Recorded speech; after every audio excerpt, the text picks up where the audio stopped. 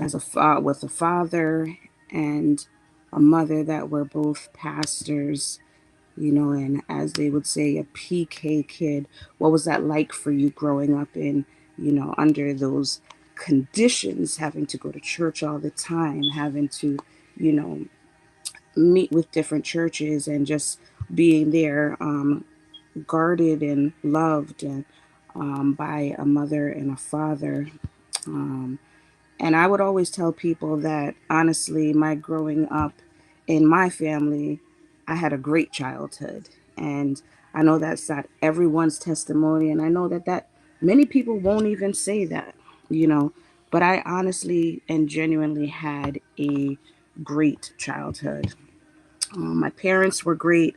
My mom was amazing. She loved to cook. She loved on people. And my father was great. He had a gift for words and would never stop talking. Maybe that's why he went into ministry and God called him for that purpose. I felt protected. I felt covered. I felt guarded, guided, and I felt loved by both of my parents. But then one day, I no longer had them. Um, they were no longer here to care for me, no longer here to protect me. They were no longer here to guide me, no longer here to love me the way they once did. And when that happened, something really shifted in me, right? I began to realize how much I leaned on the presence of God. I began to realize how much security their love gave to me when they were no longer here.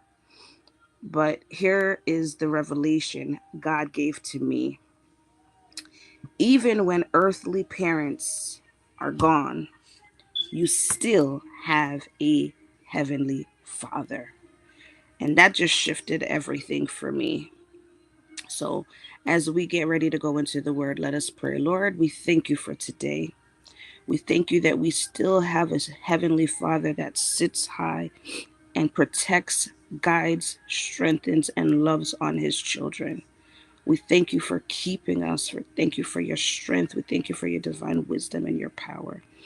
Lord, as we go ahead and dive into your word, we ask you that we may get clarity and understanding today, oh God, that you are a Father that continues to guide, love, and we can run into you when we need refuge. Lord, we thank you for today. In Jesus' name that we pray. Amen. Amen. So today we're just going to talk a bit about a father's love. And we're coming from a familiar scripture, which I know many of us have heard before. Um, but God brought me right back here when I was thinking about a father's love. And it's a familiar story of the prodigal son. In Luke 15:20, verse 24. Just give me a minute just to pull it up.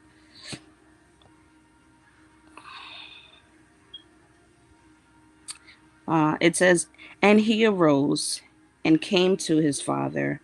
But when he was yet a way off, his father saw him, and he had compassion and ran and fell on his neck and kissed him. And the son said unto him, Father, I have sinned against heaven and in thy sight, and am no more worthy to be called thy son. But the father said to his servants, Bring forth the best robe and put it on him, and put on a ring on his hand, and shoes, and some say sandals, on his feet, and bring hither the fattest calf and kill it, and let us eat and be merry. For this my son was dead and is alive again. He was lost and is found. And they began to be merry." Glory be to God. Glory be to God. Listen, I'm telling you right now, the prodigal son was something that I had heard about growing up, but did not really know and or have clarity. But within reading this, it showed me Abba Father stands ready to receive you with open arms and to celebrate you from your return. And we call it a story of the prodigal son, but it really is a story of a loving father. A loving father. Luke 15 tells us about a son who's asked for his inheritance early. In other words, he said, Father, I want you and what you can give me, but I want what you can give me, but I don't want you. And there are people that are looking for God's hand, but they're not looking for God's heart. What is it that God can give you? What can God give you? And as a son, this son, he leaves, he wastes, he squanders, and he ends up broken, ends up hungry, and he ends up empty. But here's what moves me every time. While he was still a long way off, his father saw him. Luke 15:20 says, the father was looking, the father was waiting, and the father was watching. And when he saw him, he didn't even fold his hands. He didn't give him a lecture. He didn't shame him. The Bible says he was filled with compassion and he ran to him. He threw his arms around him and he kissed him. That is Abba Father. Abba Father is not distant, but he's dear. Jesus said in Mark 14:36, Abba Father, Abba Father, Abba Father. Abba means daddy, papa. And I know growing up, my brothers would call my dad Pops. Abba is an Aramaic term in the Bible meaning father or dear father, representing an intimate affection and trusting relationship with God. Used by Paul and Jesus, it signifies the believer's adoption into God's family, balancing tender intimacy and reverence. Romans 8:15 says, we have received the spirit of sonship, and by him we cry, Abba, Father. Not slave, not orphan, not abandoned, but sons and daughters. Some people are saved, but they're still living like orphans. We pray like hope is lost. We may be living life as though we're unwanted, forgotten, or even walking like we're not even chosen. I'm just being used today as a vessel to remind us of his word. 1 John 3:1 says, how great is the love the Father has lavished on us, that we should be called children of God. Lavished. Lavished means to be given, bestowed, or expecting something like love, money, or praise, a great abundance, or an extreme generosity. Abba, Father, doesn't measure, it's not rationalized, and it's not barely enough. It's lavished. Do you see him as loving or condemning? See, there are people whose upbringing truly shapes their image of God. If your father was harsh, you may see God as harsh. If your father was distant, you may see God as distant. If your father was inconsistent, you may see God as unpredictable. But Ephesians 3:15 says, He is the Father. From all fatherhood derives its name. He is not a reflection of earthly fathers. Earthly fathers are the reflection of Him. God is the perfect Father. He is our Abba Father. Listen, just go ahead and type in the chat, Abba Father. Abba Father. Who is your father to you?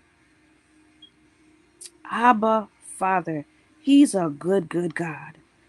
Let me tell you exactly what His love does. In Matthew 6:8, it says, Your Father knows what you need before you even ask. Before you pray, before you cry, before you explain, Abba already knows. He's a provider. Are you not much more valuable than the birds? You are not an afterthought. You are valued by the Father. He guards you. Deuteronomy 32:10 says He guarded him as the apple of His eye. And I'm going to put a pin right there for just a second. Listen, I remember when I was growing up, and this is a true story, and I don't even think I have shared this with anybody. But I remember my grandmother was here in the States, and she's currently in Jamaica at 103 years old. And I remember her taking my hand one day, and she looked at me and she said, You know, you're the apple of your dad's eye. And I said, What? What does that mean? He has so many children, and I know he loved us all. But there was something about when she said, You're the apple of his eye. And then reading in Deuteronomy 32:10 said, He guarded him as the apple of his eye. Listen, that thing almost tore me up last night. Why? Because that showed that Abba Father is our protector. A father is a father to the fearless. Psalm 68:5-6 says, If you are feeling abandoned, He adopts you. If you feel alone, He places you. If you feel forgotten, He defends you. Listen, Luke 15 shows us that He doesn't wait for perfection. He's not looking for you to be perfect. He runs towards repentance. He restores our identity. The robe was the covering. The ring was the authority. The sandals, the slippers were sonship. The feast was the celebration. He didn't say, earn your way back. He said, welcome home. You always have access with Jesus. John 14:6 said, Jesus said, I am the way. No one comes to the Father except through me. Because of Jesus, you have access. You have adoption. You have inheritance. You have security. And I know I'm going into a lot of scripture today, but I really wanted to make sure that we understood who our Abba Father is, who a loving Father is, what a loving Father looks like. Matthew 18:14 says, He is not willing that one be lost. He is not looking to disown you. He is looking to simply restore you. When I no longer had my earthly parents, I had to learn something deep. God wasn't stepping into their place. He had always been there with me. And when they were gone, Abba Father still remained. because my Father's love is temporary, but my Abba Father's love is truly eternal. Lastly, God is waiting to welcome you home. God is waiting to welcome you home. Maybe you're wandering right now, looking for direction. Maybe you've doubted. Maybe you've been hurt by earthly fathers and projected some of that pain onto God. This is a relationship, an intimacy between you and God. Maybe you can't honestly say that you've had a father that's been good to you. The reality is that all of us carry our own testimonies.